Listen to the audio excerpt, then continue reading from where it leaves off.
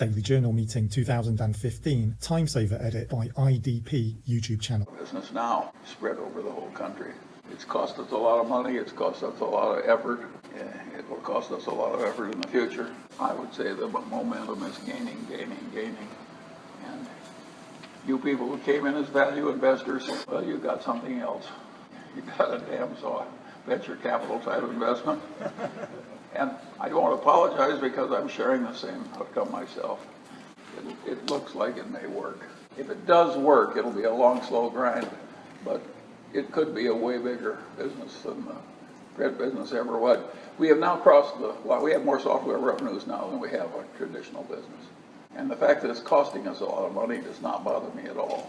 I'm thinking a lot like Jeff Bezos on that.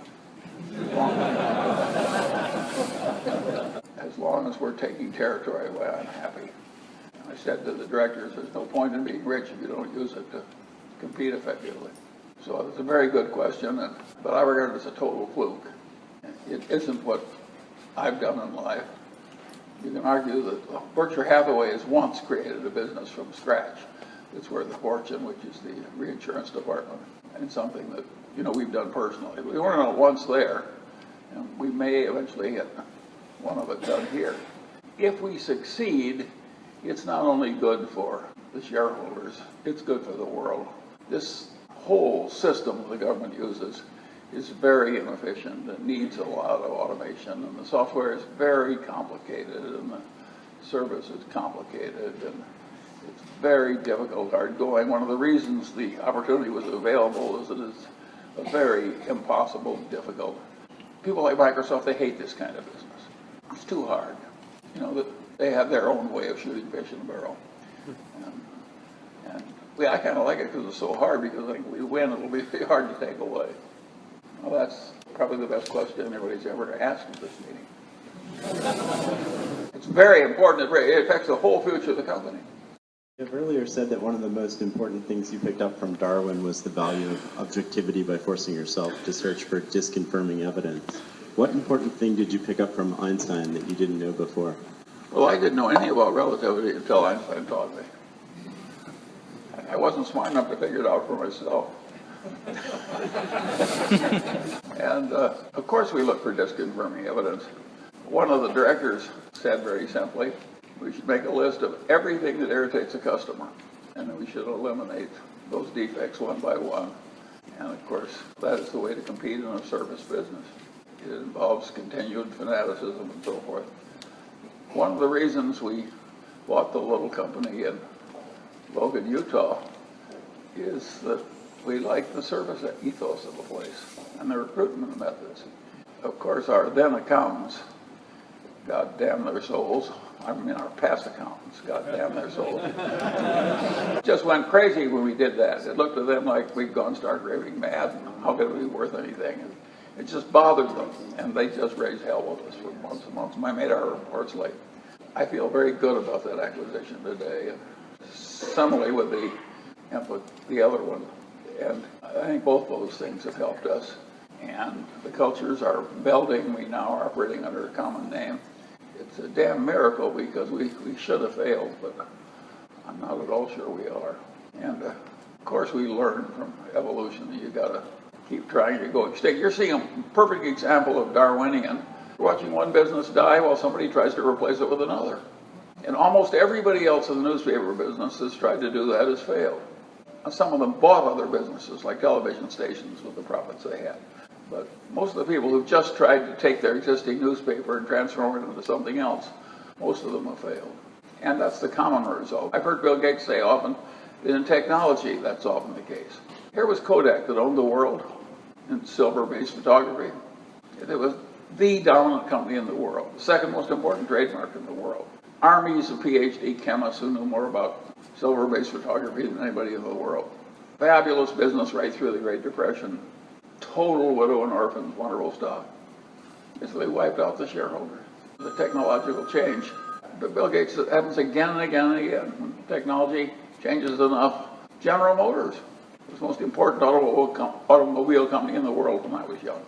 It wiped out its shareholders. How do you start for the most important automobile company in the whole world, and number 2 is not close, and wiping out your shareholders.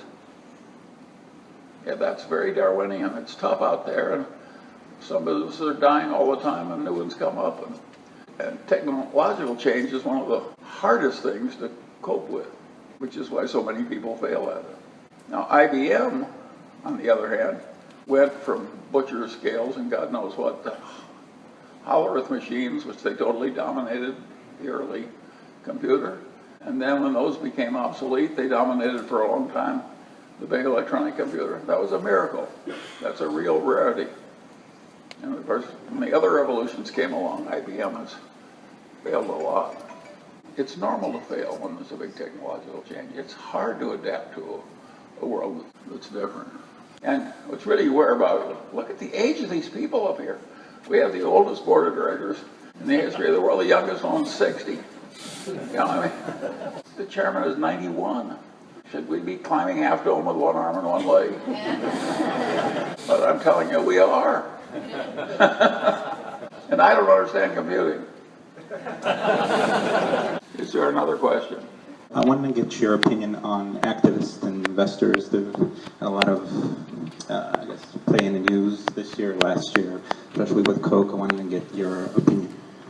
Well, I never liked the pomposity of the old system where the board of directors was absolutely permanent and the bureaucracy did as it pleased. But what's happened is what usually happens to me. I like the new system even worse, even less. I don't think it's a great thing for a civilization where the people who are getting richest are a bunch of people who buy a block of shares and howl for change that helps the shareholders no matter what. I think the old system was perfect either, but it can't be a great way to run a civilization, to have it run by a bunch of... Carl Icahn's a very able man, but he should not be running the world. Next question. If you were to redesign an education... Get the mic, it's like a high technology place. You get the microphone near the lips. If you were to redesign an education system, public and higher, knowing what you know now about what's been important in your life, what ideas would you consider it important to include and to avoid? Well, I have watched some of the smartest people in the world try to improve primary education, and it's proved amazingly resistant to improvement. And I've watched universities struggle. I would say in the liberal arts, there's a lot of craziness. And I don't know exactly why. I think there's a lot of envy. You get a lot of very bright people who aren't paid very well. Their main power is to give some student an A or a C. Something makes the liberal arts professors, on average, a little crazy by my standards. I like them all, and I'd probably prefer they marry into the family than people from a lot of other professions. But there's a lot of crazy alienation in the liberal arts professors in the modern world. So I think education is very hard to fix. I think the technical education keeps getting better and better and better. And they keep driving people harder and harder and harder. So I think that's one of the glories of the world. And I think the other education is getting better too. But it's got some very irritating defects. My question is about reading and about newspapers. I'm struggling now that I have 2 young children at home, trying to have a third on the way, and I don't know how much time I need to be dedicating to my papers and my reading that I'm missing from the kids, and I kind of feel like a jerk sitting in a dark room with the door closed, hearing the kids, and do I want those memories versus reading? So I wonder, with so many kids you had, how did you balance your reading, and did you fluctuate the number of papers that you had in your driveway? I have the kind of mind that when I want to read something, I can tune everything else out. And so the people aren't even present. In fact, I frequently sit in a room and converse with dead people while the living people around me are irritated. So I don't think you should try my methods. It's a miracle they worked for me. But I will say this, I know no wise person who doesn't read a lot. I suspect that you can read on the computer now and get a lot of benefit out of it. But I doubt if it'll work as well as reading print worked for me. And I think people who multitask pay a huge price. And they think they're being extra productive. And I think they're occupying I use the metaphor of the one-legged man in the ass-kicking contest. I think when you multitask so much you don't have time to think about anything deeply, you are giving the world an advantage you shouldn't do. And practically everybody is drifting into that mistake. Concentrating hard on something that's important is, I can't succeed at all without doing it. I did not succeed in life by intelligence. I succeeded because I have a long attention span. Reasoning. How do you teach children reasoning? And then the second question is about the Federal Reserve, the largest religious facility in the world, which is the faith in the almighty $100 bill. We have a 0.9 trillion, I understand, balance sheet in 2008, 2007, whatever it was, and now it's about 6 trillion. In anyone's lifetime in this room, will it ever go back to 0.9 trillion under the credit economy? Well, of course, I'm so old I remember coffee at 5 cents and all you can eat cafeterias at 25 cents and brand new automobiles at $600. Yeah. So I think you can count on a democracy over a span of many decades that they will cause the money to deteriorate. You know, I think that will continue because of the nature of man. It may even accelerate eventually. I have been pleasantly surprised after the heavy bouts of inflation we went through and the experiences places like Italy and Argentina and Brazil, the way I anticipated more trouble than we actually had. In my lifetime, in the last 50 years, the common stock averages, counting dividends, produced about 10% per annum pre-tax. I don't know what the percentage of that is real gain and how much is inflation, but let's assume it's 7% real gain and 3% inflation. I regard those figures as unbelievably good. I think if somebody my age has lived through the best and easiest period that ever happened in the history of the world. And the lowest death rates, the highest investment production, the biggest increases per annum in most people's standard of living. I regard, if you're unhappy at what you've had over the last 50 years, you have a unfortunate misappraisal of life.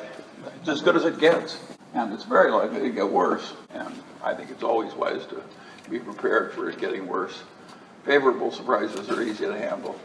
It's the unfavorable surprises that cause the trouble. So in terms of the monetary authorities, I think you can count on the purchasing power of money to go down over time.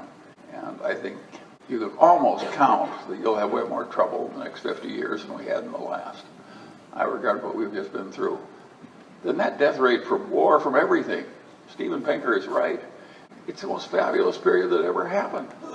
And of course, the technology is changing so that a few nutcases, they can make the World Trade Center look like a picnic. So I think we should all be prepared for adjusting to a world that is harder. Daily Journal Meeting 2015, TimeSaver edit by IDP YouTube channel. What do you think about societal change because of the labor displacement by technology? Well, that's an example of what I'm talking about. If you're going to have free trade and better communication, more efficient container ships and so forth, obviously the people who once dominated, and they get all this new competition from very talented people who've been held down by stupid governmental systems and Malthusian traps, and they're suddenly unleashed.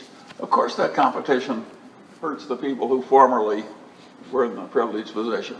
It isn't because the Federal Reserve didn't do something right, or the politicians are unfair, or the rich people are mistreating the poor. The world has changed, and unless you're going to do away with free trade and modern technology and the liberation of these talented people who formerly worked in penury on agriculture, of course that's going to hurt the prospects of a group of hardworking people of limited education. And it has. It is very hard to fix.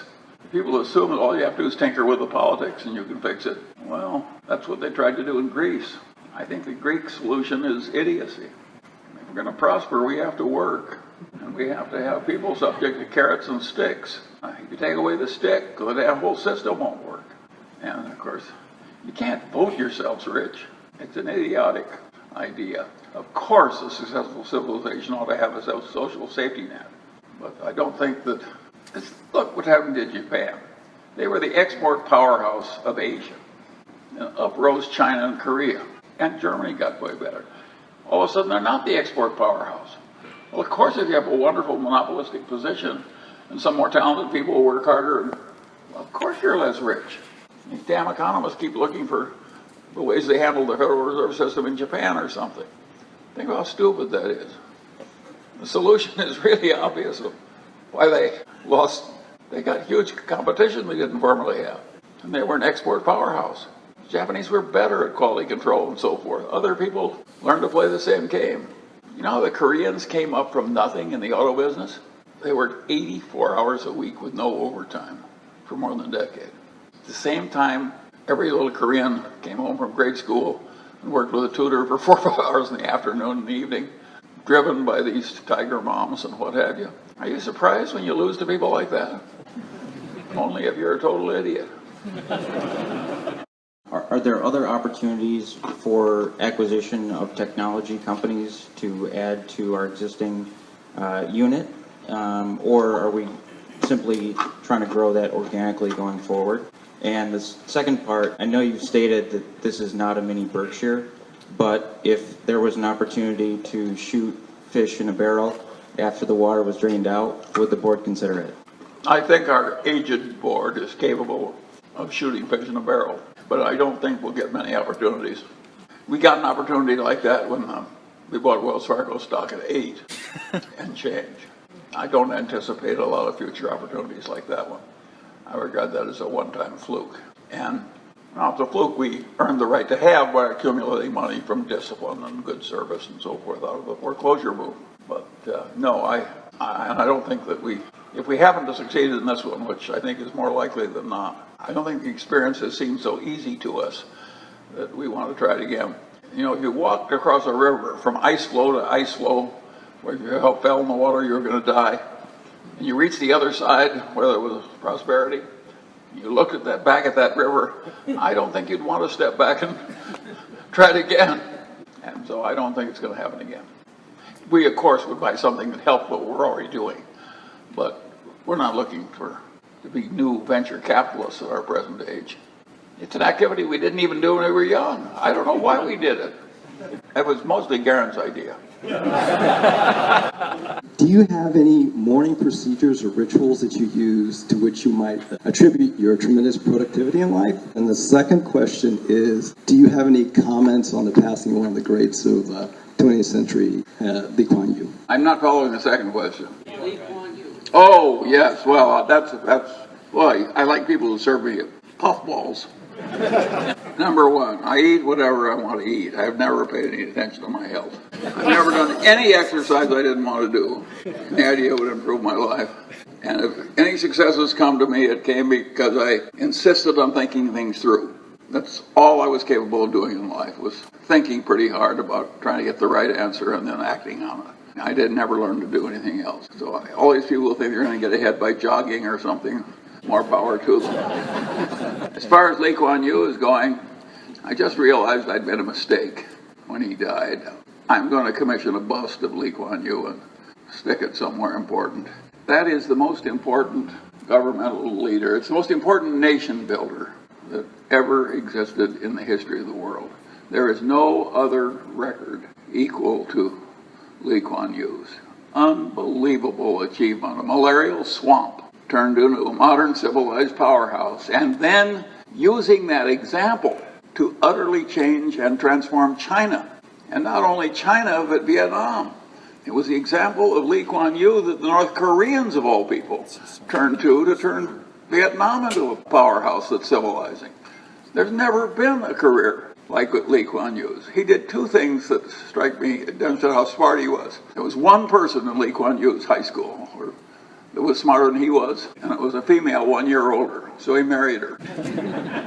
And of course his son all the children are successful, and the son is the Prime Minister of Singapore. This guy just is very rational. And other people went for the lady with the most curvaceous whatever.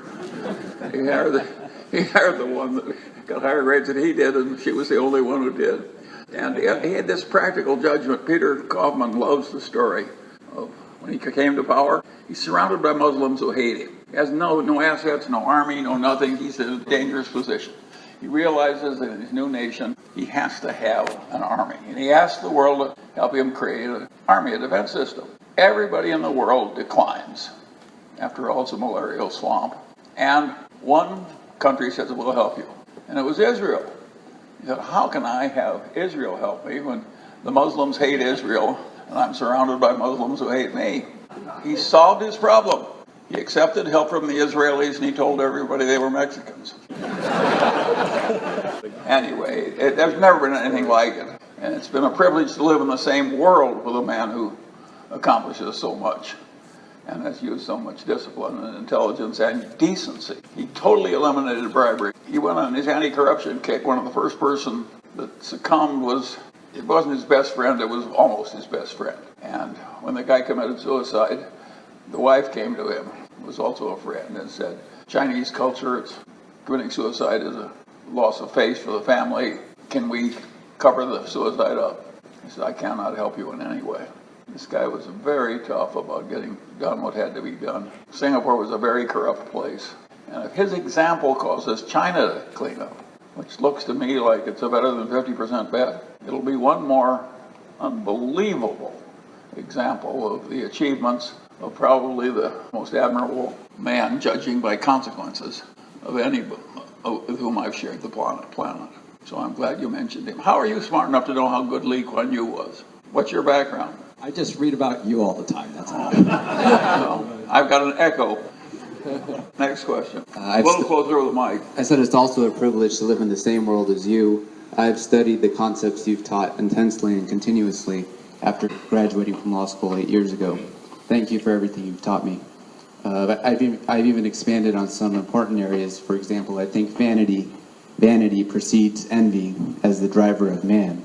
But you are so popular that it's hard to have a meeting of the minds. And Dale Carnegie said there's no such thing as constructive criticism. So out of all the questions... Carnegie was wrong on that. Out of all the questions I'd like to ask, like who introduced you to Ronald Burkle, I think the best question I can ask is about longevity and diet and an organic diet.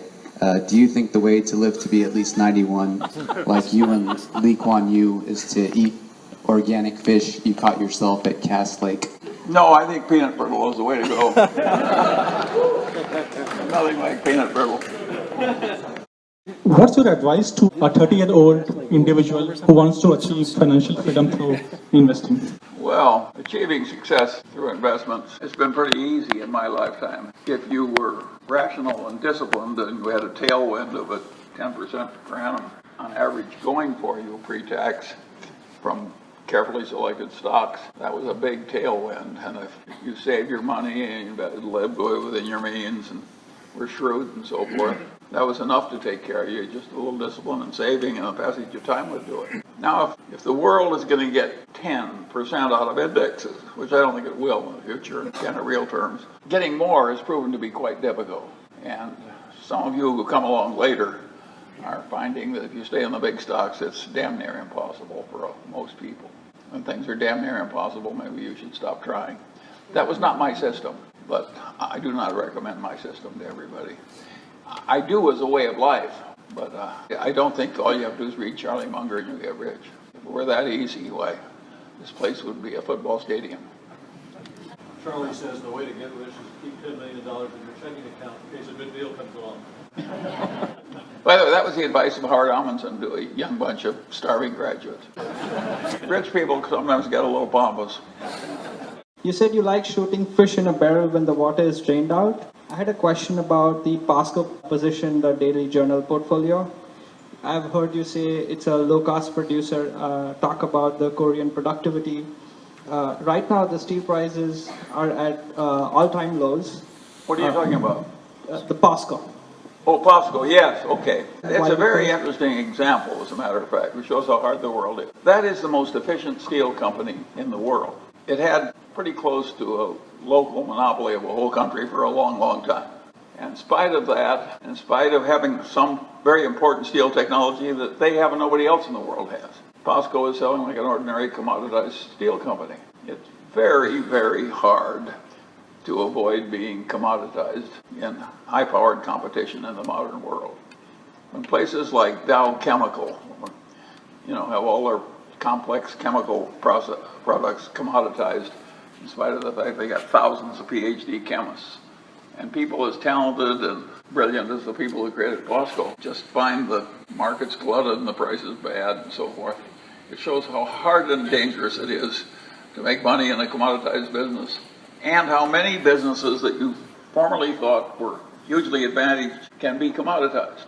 So you've done a wonderful service to this meeting by raising the cost of Bosco. Bosco is an excellent example for everybody to think about. It really shows how hard it is. Can you talk about why you think the current insurance system with Fannie and Freddie works, and talk about some of the problems with bringing in private capital into the mortgage insurance market? Well, you remember what private insurance did when it caused the big financial crisis, and finance went plumb crazy in the United States. Crazy and immoral. That is not a good combination, crazy and immoral.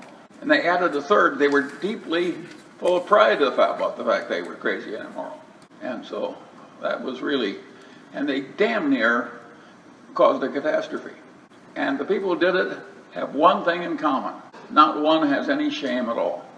I've never seen anybody who contributed significantly to the creation of the financial crisis with shoddy underwriting, lousy bonds. I've never met anybody who contributed who was ashamed of himself. It was always somebody else's fault, or maybe the government's fault. And that's just the way it is. Yet we have stumbled by accident in reaction to a crisis into what we did. All the things we did were great expedients given the terrible problems we had, and it's working after a fashion. The main risk is that given the political pressures, the government will start going crazy the way everybody else did, in reducing the standards and so forth. When you keep trying to enable your citizens to vote themselves rich by various stratagems, like unlimited credit to people who don't deserve credit, which is really a dumb idea. You'd think people would know that by now, but I don't think they really do. So I'm satisfied with the current system, provided they keep the standards up. But of course, they don't want to do that. They want to lessen them as fast as they can, and that's what the politicians will keep urging them to do. I think it's a terrible idea. But I don't think there's anything wrong with having a conservative system like the FHA was in the Depression and so on, that happened to involve the government. And letting private agencies and private insurance do what they please, we've shown how well that works. Our unregulated, wonderful people in finance. I think I'd rather trust some pathogens.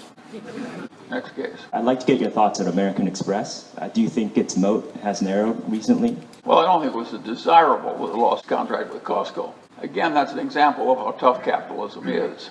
Obviously, other people were willing to do it a lot cheaper. It just shows how tough a position that looks impregnable can be in modern capitalism. It's what makes everything difficult for those who already have some money. I think that's just the way it is. American Express has had a long period of very extreme achievement and prosperity, and I think they'll have a lot of prosperity in the future, but I don't think it doesn't look quite so easy as it once did. Now, the head guy would say it's always been hard. He's been paddling hard. But, we paddled hard too, and what good did it do us with the Daily Journal's print business? We paddled like crazy, didn't we, Jerry? Yeah. Yeah, and what happened? It just keeps receding. Welcome to adult life. I recently watched Elon Musk interview on YouTube. He said he had lunch with you and you had given him all sort of reason why Tesla would fail. Would you be kind enough to educate us why you thought Tesla would fail, and would you be very specific why it actually succeeded, and if BYD can learn from some of its success? I think the auto business is very difficult, very competitive, and everybody has learned to make wonderful cars. And everybody already has enormous size and wealth and what have you. So I regard it as a very, very tough business. Now, Elon Musk is a genius. So if anybody has a chance to do it, he probably is the man. But we have a saying at Berkshire that when a man with a reputation for genius takes on a business with a reputation for tough operating conditions, it's the reputation of the business that's likely to prevail. And I just think it's going to be that tough. Without government help, I think getting electric cars off the ground is really hard. In China, it'll work a lot better than it does here because their air is worse. What Elon Musk really needs is to have the whole country have a disaster smog attack that kills everybody, kills a lot of people. Short of that, I think it's going to be very difficult. I mean, he's a genius, but he's going to have to be. I'd like to ask you how you read. And when you are reading a book of significance and you appreciate that you are reading a paragraph or a chapter that's deeply meaningful, how do you retain and incorporate that information? Do you have a filing system? No, I don't. I've never taken notes. I've never kept notes when I was a student. I just read what I please when I feel like reading it, and I think what I think when I feel like thinking it. And that's my system. I don't think it's the right system for everybody, but it seems to have worked well enough for me to enable me to get by. So-called robo-advisors, robo-funds, will they complement current value to that, or value investing, or just thoughts on the subject? Well, the robo-funds are the index funds, the big ones. You could hardly imagine more of a robo-fund than an index fund. And of course, they're beating 98% or something of the managed money if you over a long period of years, particularly the people who are managing billions. I just thank God that it didn't give me the assignment of managing a few $100 billion and beating the indexes. I would not have welcomed the challenge. It's very difficult, and I think the people who still have ascension value in investing are people who are willing to work in less efficient markets very diligently and intelligently. But I think it is very hard to be a great value investor with $200 billion under management. It takes a long time to buy in, a long time to sell out, other people copy your trade. It's just very difficult. Financial economists in recent years have sort of rediscovered that highly profitable, high-quality companies are better investments than other companies. They try to figure out where this idea came from.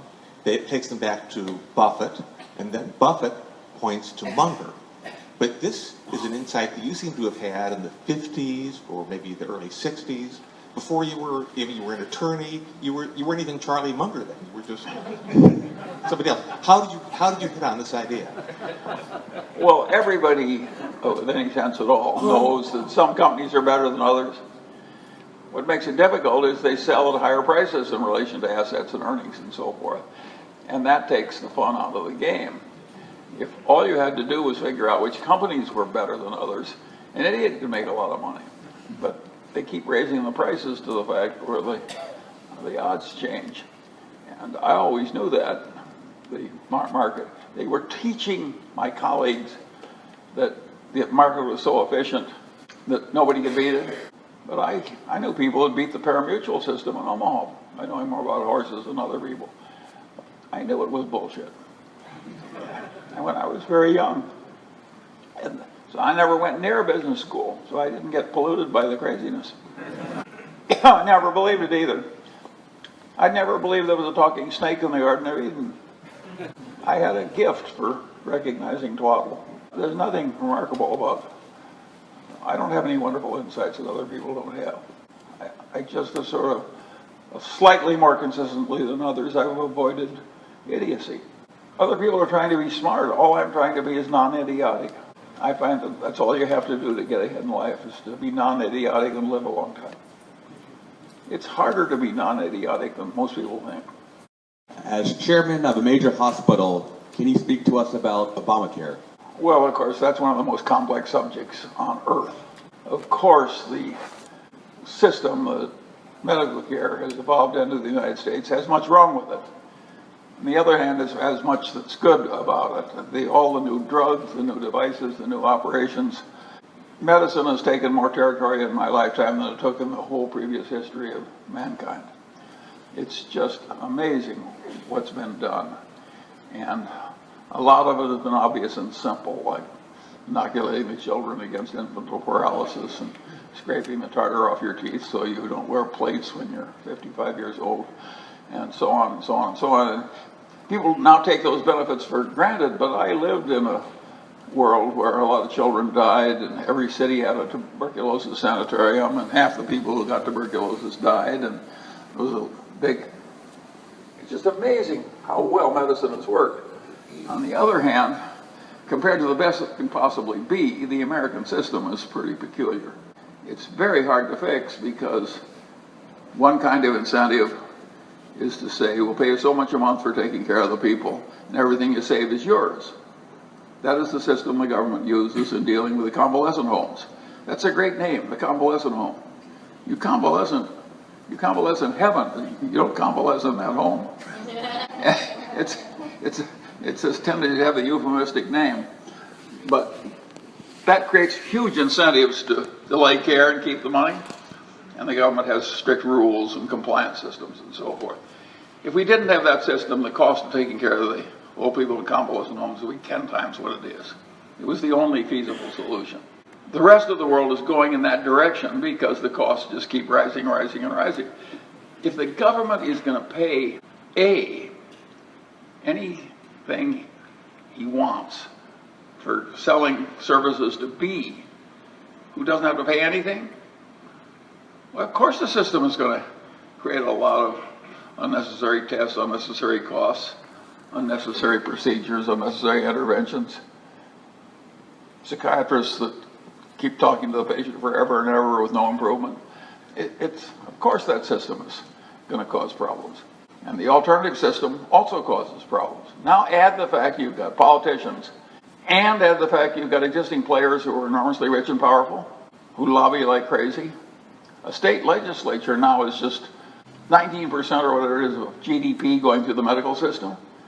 Imagine what the lobbying is like. So we get these Rube Goldberg systems, so we get a lot of abuse of various kinds. There's hardly an ethical drug company that hasn't created multiple gross abuses, which are in substance the equivalent to the bribery of doctors, which of course is illegal. Yet all these ethical companies, ethical meaning, it's the designation of a drug company that has patented drugs. They've all committed big follies, and the device makers, if anything, have been worse.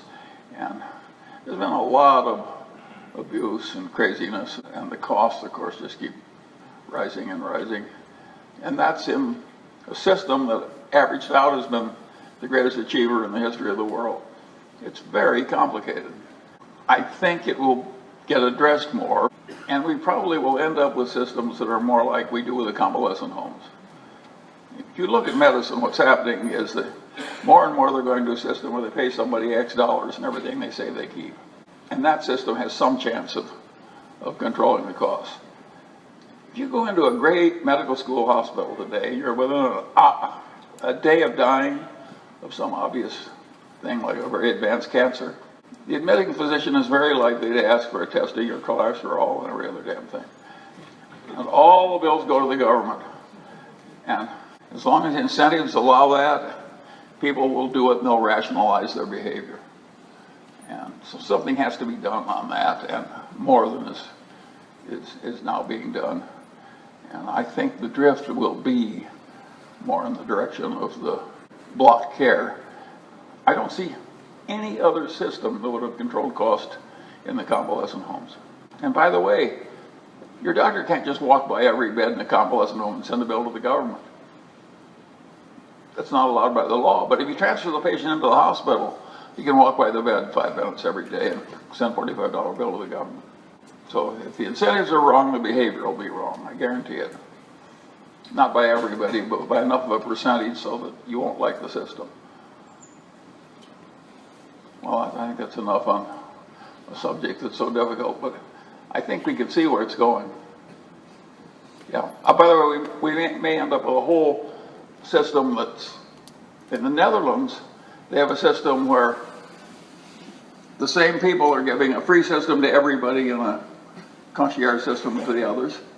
It's actually working pretty well. So that's a possibility. My question is regarding to the Asian population in the United States. I think a good portion of a lot of us go to the elite universities in the U.S., such as Stanford and Caltech, and a lot of us have above average performance in school and have better job after school, but very few of us make it to the top of the field, and this is especially so in the investing world. So I was wondering, why do you think that is the case? Are there any, Gans syndrome that's in the computer system that's working against us in this nation? No, what's working against you is the laws of arithmetic. It's a strange thing, but exactly 99% of the people are in the bottom 99%. And that will always be true no matter what. So of course very few people get to the top 1%. In fact, only 1% get there. Next. I was delighted to see the latest deal with the 3G guys announced last night or this morning.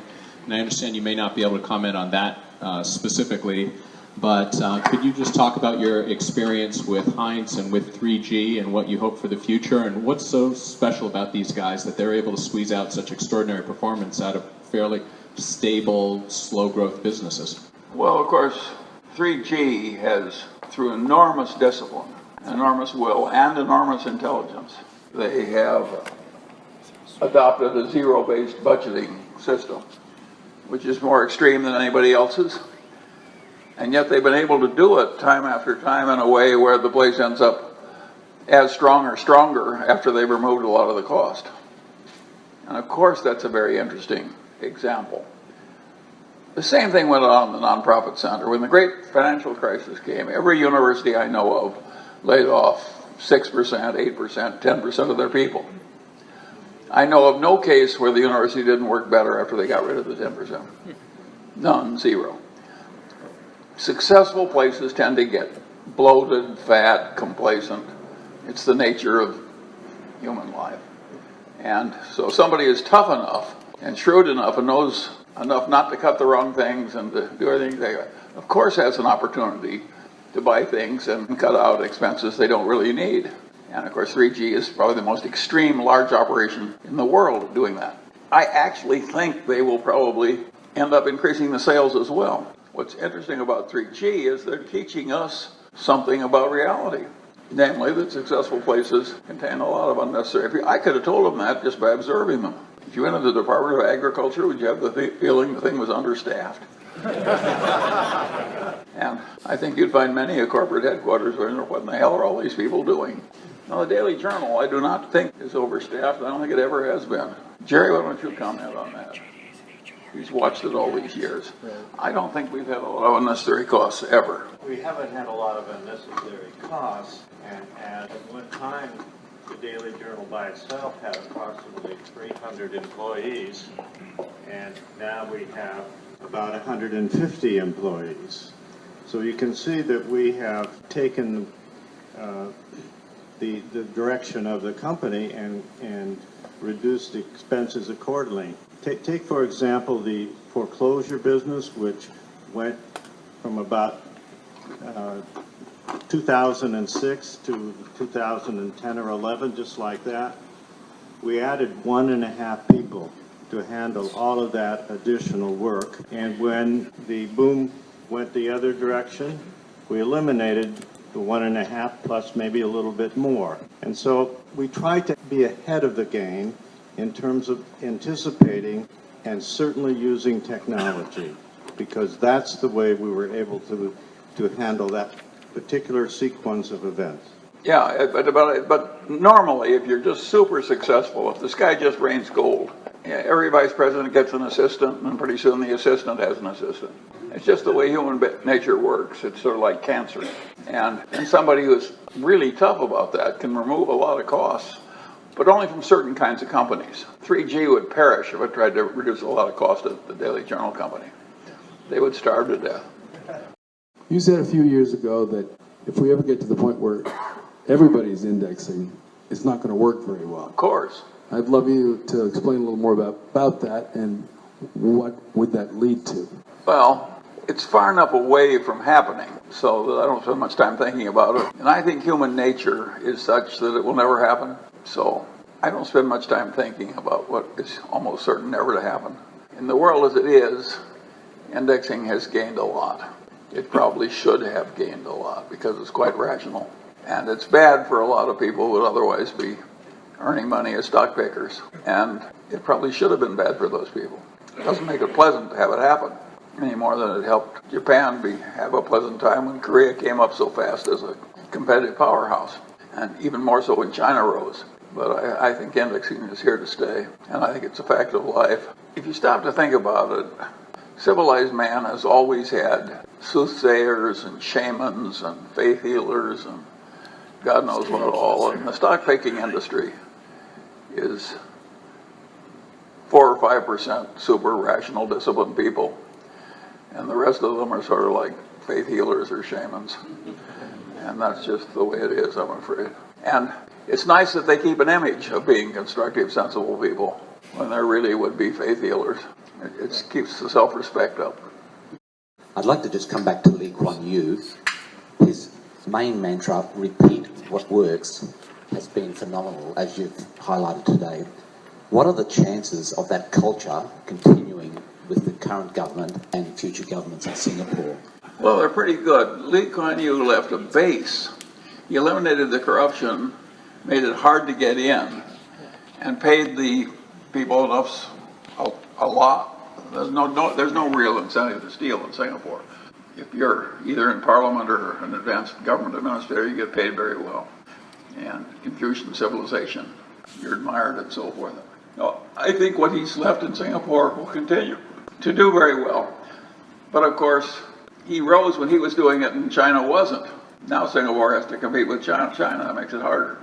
Changes since his son or predecessor came in, for example, allowing casinos to come into Singapore. Well, I would have hated that. I treat that, the guy talked about envy. You make so much money running a casino compared to any normal human business. There are no inventories, there are no, it's like having a license to print money. And people just can't stand the temptation. So he organized a casino business, only foreigners can play, I know will ruin the locals.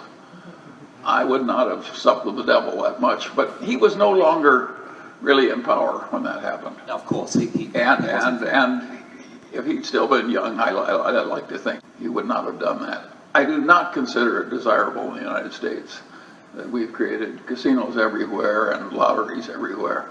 That was not a desirable development in an advanced civilization.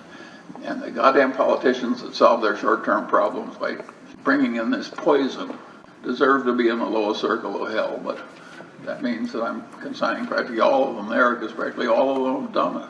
I can hardly find a place where they aren't putting in new casinos. And the advertising on TV, happy people winning at the table. Talk about false advertising. You should look at the desperate faces of people trying to get even at the table. It's just and imagine making your living putting the kind of images on television. I would rather it be in child prostitution. I was wondering, how do you deal so well with failures and upsets and disappointments better than other people?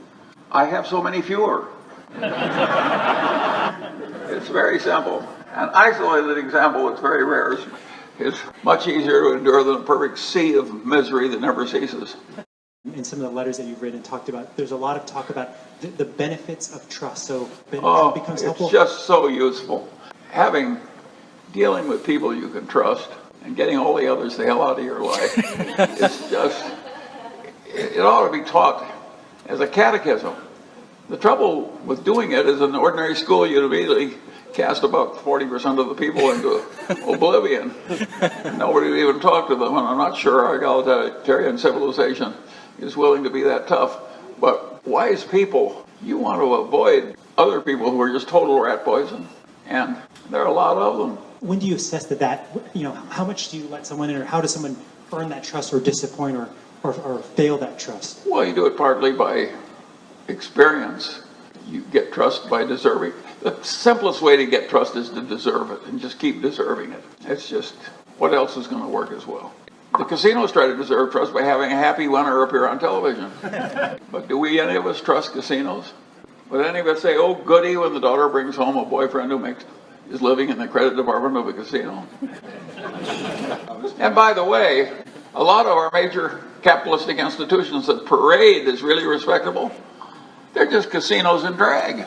What do you think a derivative trading desk is? It's a casino in drag. And the people come down feeling they're contributing to the economy and they're managing risk. They got all kinds of, they make the witch doctors look good. Many people in the pension and endowment fund business are now following the Yale model, so-called David Swensen. They certainly are. This recommends a significant percentage of assets toward hedge funds and private equity. And I think recently I heard you say that if you were managing endowment funds, you would have it virtually all in common stocks.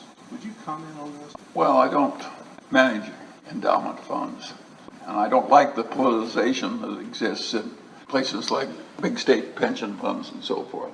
Of course, it's very difficult to manage multi-billion dollars with very superior results.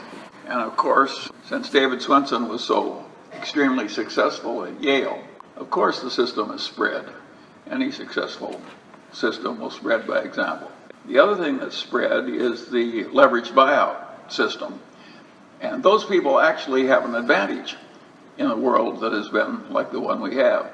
If common stocks are yielding 10% averaged over time, pre-tax, and you have a different way of involving investment in common stocks in which you use leverage, and you also eliminate some unnecessary costs, like 3G and a few other tricks. Just with the natural financial engineering, you have a natural advantage. And of course they've had wonderful experience in selecting the top 25% of the LBO funds have served their endowment clients very well. And that is part of what people like David Swenson did. And when it gets to hedge funds, Warren has been famously skeptical about billions and billions and billions, hundreds of billions, trillions really, of money in hedge funds. And I think he's right. I think there'll be a lot of very bad experience. There will also be some good experience. And I think a few people have been able to select a few advisors for some of these private equity things where they've really done well by being shrewder. Some of the money they made at Yale and at Harvard in derivatives was actually made shrewdly. They used leverage, and I wouldn't have done it myself because I don't like balance sheets swelling with vast amounts of leverage. I'm afraid of human nature. But nonetheless, a lot of what they did was quite shrewd, and of course they did have large returns. I don't think it's easy to do, nor do I don't think anything any ordinary person can do easily is likely to work that well. What David Swenson did was select, with the aid of Yale's reputation and his own, some of the smartest people around, and nurture a bunch of, it was like a guy who figured out how to make successful plays on Broadway. The fact that he succeeded doesn't mean it was easy. He did something very remarkable, and of course the example spreads. But I don't think there's any real easy solution for anybody. Anything that's really likely to work is likely to be hard. The usage of new internet platforms for starting campaigns such as Kickstarter. What do you think about that? I don't know anything about new internet platforms. All right, what advice would you give for early entrepreneur, CEO / young game changers? Let's say in the old way of thinking, let's omit the internet. Well, I don't know anything about the new world of managing a big network based on computer science. It all came up and developed after I was too fixed in my habits to want to go back and learn to play a different game. And what I was doing worked well enough so I didn't feel deprived. So I let it pass. And I wish everybody well that's good at it. I feel the same way about a guy that walks across the tightrope over Niagara Falls. It's his way of making a living, but I'm not inclined to try it. I'm not trying to outdo Page and his partner at Google, and I don't have any advice for young men who want to get rich. Basically, I think the desire to get rich fast is pretty dangerous, and my own system was to get rich slow, and that protracts a rather pleasant process. So I recommend my system to everybody. After all, if you get rich fast, all you can do is be robbed by your own employees on your yacht and so forth. Whereas if you get rich slow, you can keep yourself amused over a lifetime. So my advice to you is to go to the get rich slow system. As an operator, I'd be curious about your thoughts on long-term defensibility. Any themes you've distilled from the thousands of companies that you've invested in or looked at? Or anatomy is sort of the first principles? We tend to look for easy decisions. We find it very hard to find easy decisions. But we've just found enough, barely, to handle our own problems. I don't have a system. Since I barely have enough for myself, I do not have a vast surplus to give to the multitudes. I'm not holding back on you, I just don't have it. In the past, you mentioned how you didn't want to use up the U.S.'s hydrocarbons because you considered it as vital to the civilization. now it seems like the world is awash in oil, and there's been a lot of interesting geopolitical developments as a result of it. I wonder if you could give us your updated thoughts. You'll be surprised to know that I have not changed my mind. I think the hydrocarbon reserves of the United States are one of the most precious things we have. Every bit as precious as the topsoil of Iowa. And just as I don't want to export all the topsoil in Iowa to Iran or something, just because they're willing to give us some money, I don't like exporting our hydrocarbon. I love the hydrocarbon reserves we have in the ground. The fashion is to be independent and to use them up as fast as we can. I think that's insanity as a national policy. I must be in a minority of 1% tops, but of course I'm right. We have no substitute for those hydrocarbons. We use them to make our fertilizer. We're not going to be able to run our airplanes without hydrocarbons. We do not want to use up all that. It's chemical feedstock. It's finite. It's not at all safe to assume there's a substitute. It has a long record of over time of appreciating in value. We're just damn lucky we didn't learn to remove this frack stuff earlier, or we would have done it. But everybody else just has the idea that anything that happens in a free market is all right, even if it's an axe murder. They think exporting hydrocarbons makes sense. I think it's a ridiculously stupid policy. But if you have a little oil lease and don't like the current price of oil, of course you want to export. But I don't think it's good for the country at all. I love the fact we have a lot of hydrocarbons left that we haven't exploited. Why wouldn't you be pleased to have it? How happy would we all be if we were importing 100% of our hydrocarbons right now, like Japan? We'd feel exposed and dangerous, right? And we'd be right to feel exposed and in danger. And would we feel like some big power in the world that might prevent other people from misbehaving if we had no hydrocarbons at all and were dependent on others? No, I think the fact that that idea is so unconventional doesn't mean it was wrong. It just means other people don't think very well. What kind of unexpected changes, or maybe I should say underappreciated changes or technological changes, do you think are most relevant, and which industries do you think will be most impacted? Well, I think the one that affects, say, the next 50 years for you young people is I think it's very unlikely that we won't have some major catastrophes. I think we've had a very favorable period. But I don't think it's terribly constructive to spend your time worrying about things you can't fix. So I'm all for as long as when you're managing your money, you recognize that terrible things can happen. And the rest of your life, you can be a foolish optimist. Benjamin Franklin said a very wise thing. He says you should keep your eyes wide open before marriage and half shut thereafter. Regarding future catastrophes that you can't fix, you should probably have Franklin's keep your eyes half shut. I think that's what most of us do anyway. But I think that's the change that's most likely.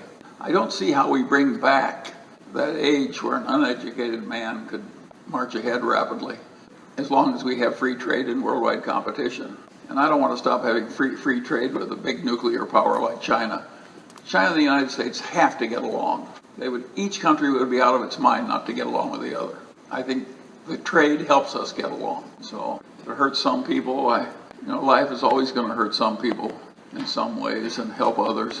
I think there should be more willingness to take the blows of life as they fall. That's what manhood is, taking life as it falls, not whining all the time and trying to fix it by whining.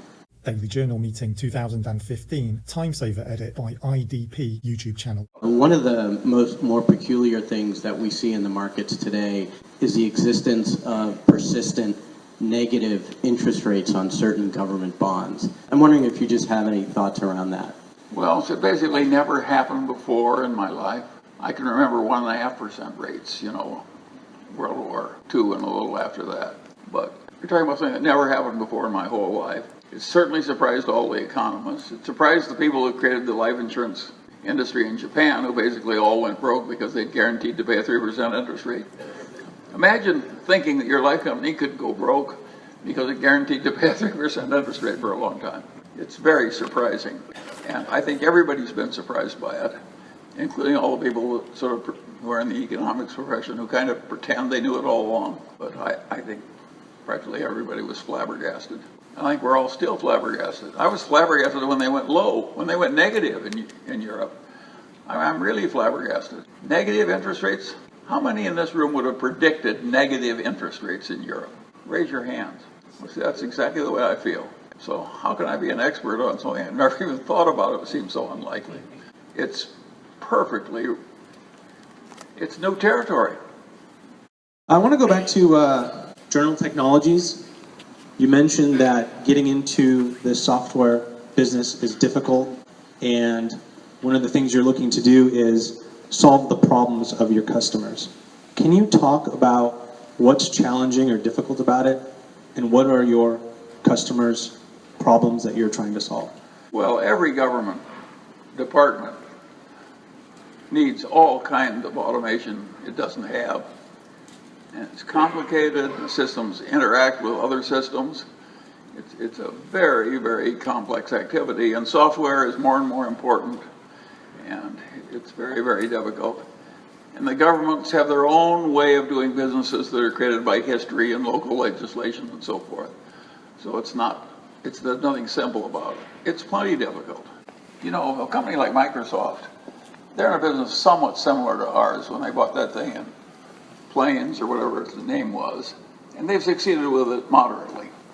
So even Microsoft finds it difficult to do anything but have moderate success when they buy some thoroughly proven software system, more or less similar to what we're trying to do. There's nothing easy about it, but it's very necessary. It's a huge market. The right idea, of course, is to really serve the customer correctly, and somebody's going to win.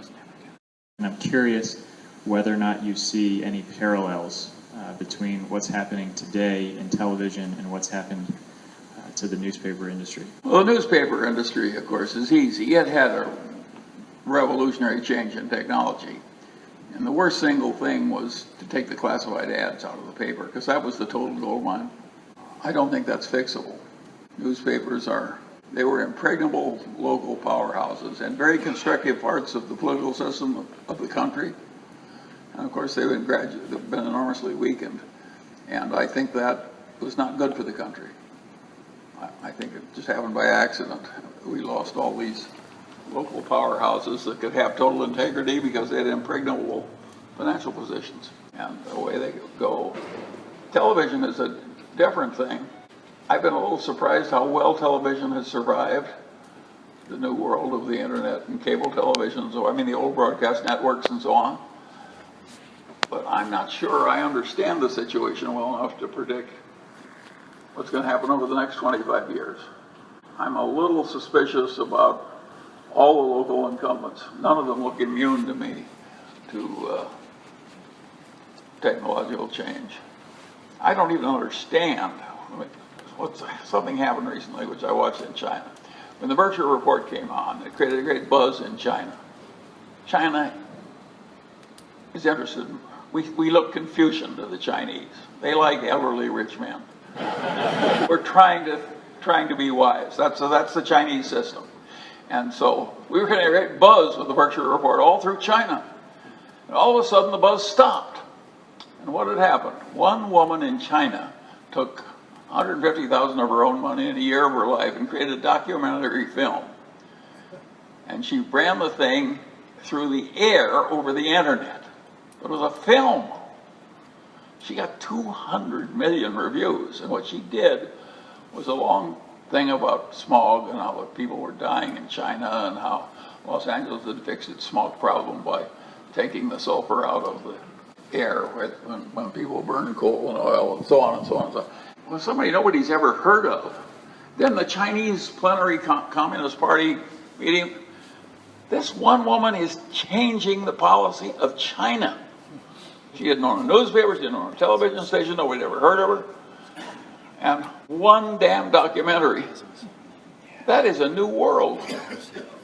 It's a new source of power, and I don't know where a world like that is going to end up. I just know it's different. And it's important, and in this case it was very constructive. China has been dead wrong to allow people to die 10 years early in Beijing because the air is so lousy. Immoral, stupid, not a good combination. China's going to fix it. And this woman is actually helping with one program. The world changes like that so rapidly, it's hard to know who's going to have the power and what's going to happen. And that's the way I feel about a lot of the media.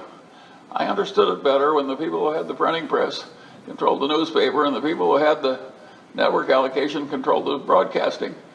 And Murphy liked it better when they were all in black and white and there were only 3 networks. And he had a big, strong position. He did not welcome all the new competition. And I don't know what we're having. I do not understand how they get so damn much information through space at the same time. You and I grew up in a world where these radio stations, they interfered with one another, right? That's the world that's why you couldn't have very many channels. And now one woman can put 200 million hits on a whole damn movie through God knows what. How do the bits not conflict with one another? It's very complicated, and I don't understand it. And, you know, I understand peanut brittle. Low interest rates, are there any specific unintended consequences that you are concerned about now that we've had such a prolonged period of low interest rates, which are clearly altering risk behavior? Well, I think something so strange and so important is likely to have consequences. I think it's highly likely that the people who confidently think they know the consequences, namely the economics profession, none of whom predicted this, now they know what's going to happen next. Again, the witch doctors. I never wanted to be a witch doctor. I just wanted a few things I could actually know something about. I wouldn't like a profession that required me to be a witch doctor.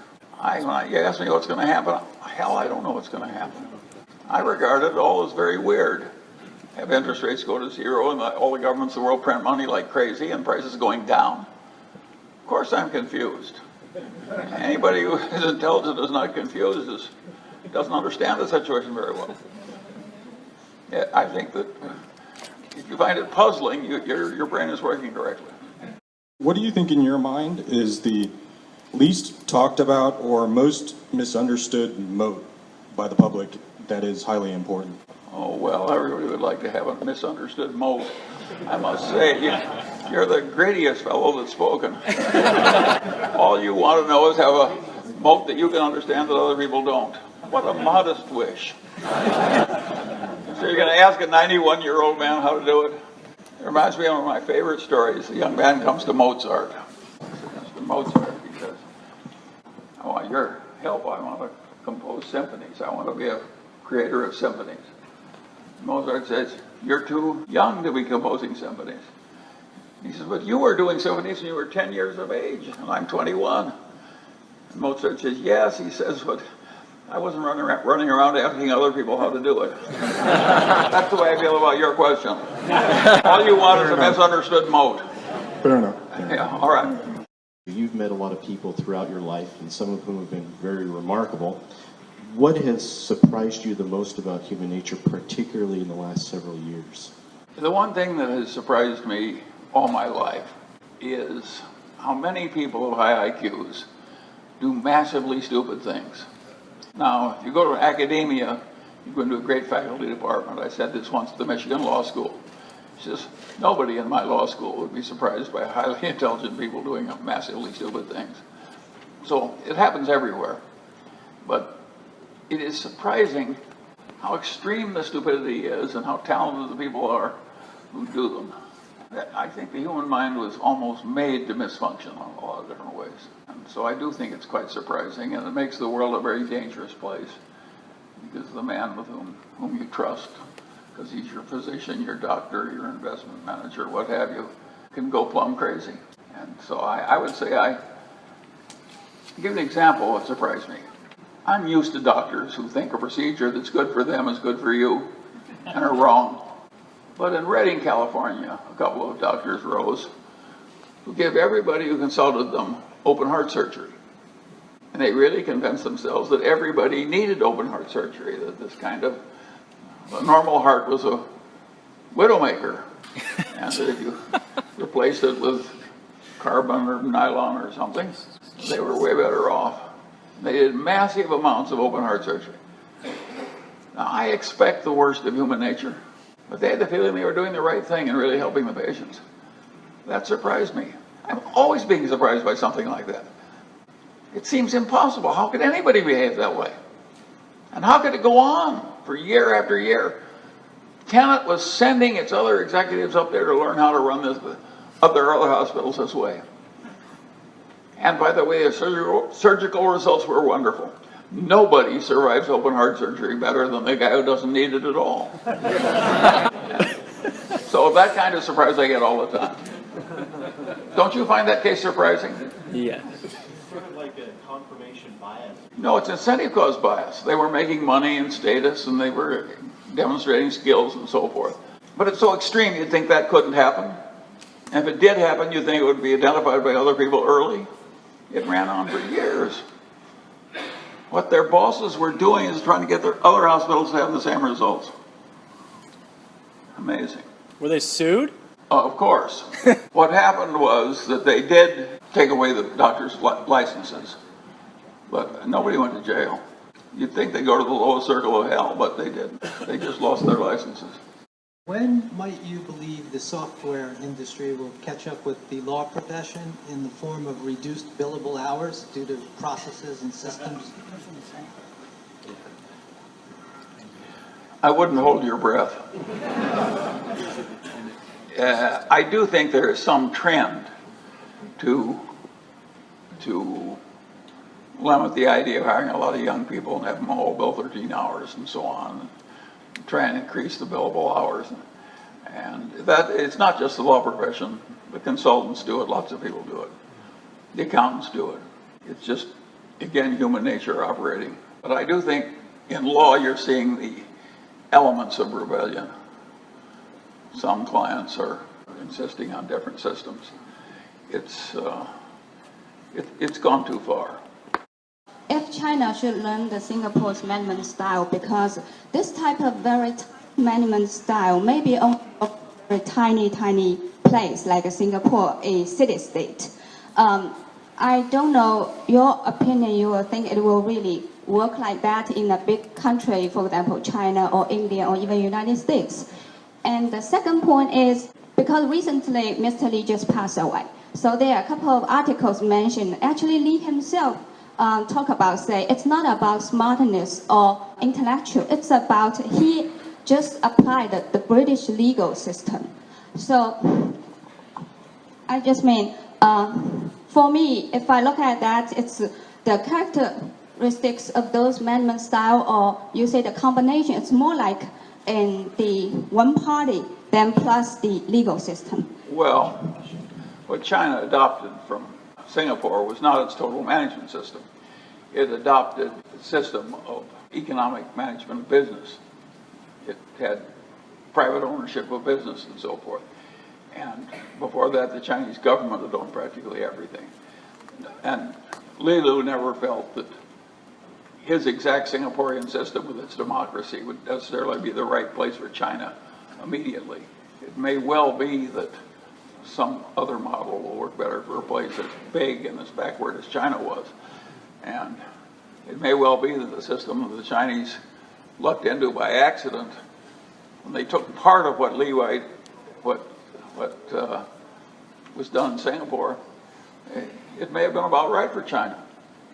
China's weird combination of authoritarianism and free enterprise has worked wonders for the economic output of China. And Lee Kuan Yew's example had a lot to do with it. But he didn't think necessarily that what was right for a small city-state was right for a whole backward country of a different nation. But I think almost everybody with any sense in China admires Lee Kuan Yew. It's hard to think of a person of a Chinese, what would you call it, racial identity, country identity. It's hard to think of anybody who has a more credible record than Lee Kuan Yew in the history of the world. He's hugely admired in China and deserves to be. And of course, people are proud of him, yeah, which sure. they should be. But nobody thinks that just his exact solution. But I do think the anti-corruption part of China, that was right out of Lee Kuan Yew's book. If you think about this, if talk about one party plus the legal system, it might be the case in Singapore. If you think about like more than one party plus the legal system, that could be the case in Hong Kong, right? And Hong Kong, no corruption in the government official too. There's no question about the fact that Hong Kong has been hugely successful. But China had a lot of corruption. While it increased its GDP at 8 or 9, 10% per annum for decades. They weren't perfect, but it was a lot of achievement from where they started. The whole thing is just very, very interesting, but what's really interesting is how much influence on this outcome one human being had. And he started as a leftist labor leader. Perfectly amazing. I wish it could happen more often. What methods would you use to quantify the appropriate amount of debt in an investment, whether it be real estate or private equity or a public corporation? Well, I think the appropriate amount of debt varies with the circumstances, so I don't have any general rule. Generally speaking, if you're in a thing as uncertain, say, as running a big complicated enterprise, there's a lot to be said for having a lot of extra wealth and liquidity. You're a huge social safety net if you're a controller of capitalist power. Do we want them all leveraged to the gills so they can buy back the maximum amount of stock? They are big social enterprises that should have reserves of safety. And the idea they should all leverage themselves to the gill to please a bunch of activists strikes me as it'd be like taking all the safety margin out of the bridges on the theory we'd save steel. It's a dumb idea. Could you speak about the growing market share of indexing and the effect that that will have on the relationship of shareholders to the companies that they own and the relationship between It's likely to have a significant effect over time because now you got a bunch of permanent owners. The people who run the index funds are now, in effect, they are permanent owners. They can't sell. And yes, of course, they will drift into using more of that power. And will it be used intelligently, the new power? I doubt it. I doubt it. But then I have a certain natural cynicism. Can you speak to the general level of market prices today? If you had all your money in a tax-deferred account, would you be tempted to increase the level of cash? You're asking me for a position I don't occupy in life. And if you said, Charlie, how would you practice dentistry if you'd been a dentist? I might not be able to give you as good an answer as I could about something I thought about a lot. I'm content owning virtually 100% stocks, but I really think I own stocks that are better than other people's on average, and therefore my decision is easier. What I would have to do if I had to own average stocks like everybody else, I'm not so sure. I've carefully avoided that fate, and I've been able to do it for a lot of decades. Now the margins are not what they used to be, but you know, an old man is lucky to have any advantage at all. Regarding moats of technology companies, do you think companies like Google and Apple have long-lasting moats, considering that they are right at the center of technology, or is the fast-changing technology makes their moat too thin? I am not an expert on the moats of technology companies. And the reason, by and large, I don't own them is because I do not understand whether or not their moats will last or not. I do think Google is a very remarkable company, and if you put a gun to my head and said, Charlie, you got to buy a big technology company, I might choose Google. They certainly hire brains, and they're getting the best brains, I think, of anybody, and they're certainly fanatic, and they certainly have an entrenched position. But do I understand the value of their moat compared to the value of everybody else's moat? The answer is no. You're asking the wrong person. And by the way, anybody who does give you the answer is probably full of you-know-what. I'm not sure anybody else knows either, is what I'm saying. I discovered, I think, that Denmark was the most happy country in the world. Any thoughts on that? It may be true. It may be true. And you've got a Nordic nation without a lot of tropical diseases. You got a big social safety net. It's mono-ethnic, so they don't have the tensions of different groups making the place hard to govern. They're situated, surrounded by advanced civilization, so they can live pretty well whether they've been anything new themselves or not. It's very favorably located. And if you are in a small group with which you closely identify, you don't mind supporting one another more. It's just the way the human mind works. It may well be that if you measured happiness physiologically by time spent smiling and so forth, Denmark may well be happier than almost any place else. I suspect it's true. That does not make me want to live in Denmark. I'll take the world the way it is, where I live. I prefer it. But I suspect it's pretty close to true. By the way, if you also want to be happy, join the Mormon Church. I think that on average they're happier than the people in Denmark. It works. How do we re-incentivize, or at least arrange things so that we're not losing, we only have 200 undergrads every year. So many of them go off to finance, which is just based on society. How do we actually get them fixing the problems of tomorrow? How do we keep people in science? The answer to that is I don't know. I don't think it's good having all the brains go into finance. Just like I don't think it's good having so many gambling casinos and gambling casinos in disguise in the financial markets. So I don't think that the current development is good. And if I were running the world as an omnipotent emperor, I would change the laws so the outcome changed. I would change the incentives. But the chances of anybody paying attention to my ideas about the laws are zero. So I guess that you and I are going to have to just take it as it comes. But it is not a good outcome, and it's not desirable. And the laws and customs that cause this huge drift of talent into finance, it's not a desirable outcome at all. And as a follow-up to your early one, if you want to know how bits get around and don't hit everything in the waves, I'm happy to talk to you on that. I think you're coming a little late. I could have understood it if I'd started younger. This was the 50th year for the Berkshire report, and each you and Warren wrote a letter that neither had read before. Your letter seemed to be a little bit more optimistic about the future of Berkshire than Warren's. And anyway, just like your comments on what you thought of Warren's letter. Well, I think Warren's letter was very, very useful. And I particularly like it where he was criticizing things. Take the growth of the conglomerate movement, which was sort of a chain letter game that people played with financial accounting, and the accountants all blessed it. The accountants never should have blessed the conglomerate craze with constantly buying low-quality earnings and making the earnings go up. But it was an evil system, and it was an evil way to make money, and it was an evil way to run the accounting profession, to bless the outcomes of and nobody else is talking that way. So I tend to admire Warren when he gets off on important subjects like that, where he's totally right. The chances that anybody will pay a lot of attention to him in a way that changes anything is, I think, quite small.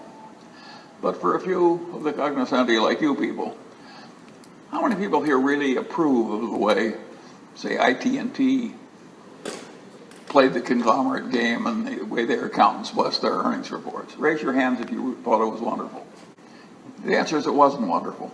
And so I like what Warren did. Nobody else is doing it. What other CEO is saying that American financiers and their accountants grossly misbehaved for a long time? Nobody. Well, I think it's useful when somebody does that. And he's totally right. It was awful. It was awful. And the fact that everybody went along with it, including the investment managers. And it's still happening. Valiant, the pharmaceutical company, is like ITT come back to life under Harold Janine. Except the guy's worse. Worse. So it's just like my story about the unnecessary heart surgery in Reading. However bad you think it is, somebody actually comes by and does it worse. It wasn't moral the first time, on the second outcome it's not better. And people are enthusiastic about it. I'm holding my nose. That's the only correct response. At the Wesco meeting about 20 years ago, you were asked a question, and I think it was, what do you consider the most important invention of the 20th century? This was about 1995. I was surprised by your answer, but you said it may be air conditioning. And you then talked about huge swaths of the United States that really were tropics before air conditioning. What would you say today has been the most significant invention of the last 100 years? Well, it's hard not to say the internet. We had the good transportation. We had the airplanes, the trains, the air conditioning, the good pharmaceuticals, and so on. But having the internet and the instant cell phone and the little portable computers, the iPads, and so on, that's what made this one woman in China change a whole governmental outcome who didn't have any power before.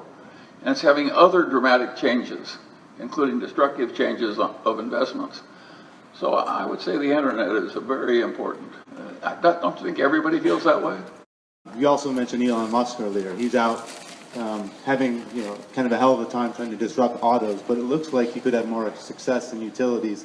Berkshire's put a lot of money behind Mid-American Energy. How do you see that playing out? Very well. I think it'll work out very well. Again, we're trying to do the right thing by the regulators, the customers, the engineering, the safety, you name it. No, I think it'll work very well for Berkshire. And I think it'll work very well for the customers of Mid-American Energy. So I wish I was as optimistic about everything as I am about that one. I regard that as almost a no-brainer. What separated Henry Singleton from other people that developed conglomerates, and why you and Warner seem to respect him until Well, we respect Henry Singleton. Very simple reason, he was a genius. Henry Singleton never took an aptitude test where he didn't score an 800 and leave early. He competed in the Putnam, the major mathematical symposium in the United States.